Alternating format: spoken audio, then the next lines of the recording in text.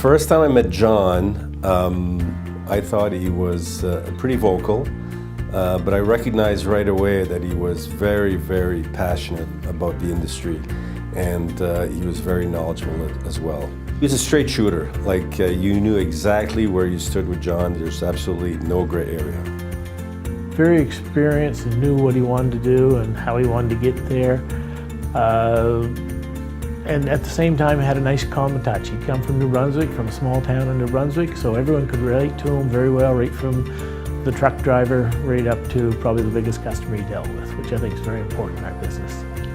One of the stories that stands out for me with John is his leadership ability and his wish to share it with others.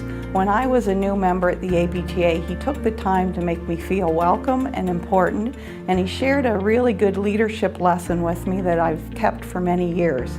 He said, "Vicky, it's important that you tell people why you're doing things, whether it's a strategy or a project. If they know why, they'll buy into what you're doing, and they'll do a much better job at work with the decisions that they make every day." So when John is looking for talent in this business, one thing that I've always picked up from him is he's searching for two key qualities, will and skill. And you know, John would always say, you can teach skill, but you cannot teach will. That comes from within. And if you have to choose will over skill, and you can teach the other. And I think that's a key thing that I'll never forget. Oh, personal story.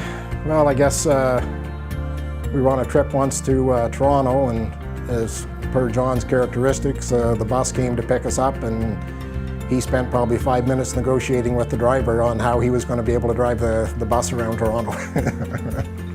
One of John's quotes that I've never forgotten, and neither will anyone else that has worked with him, was, "You don't have to do what I say you do what you want, but if I were you, I'd really think about this."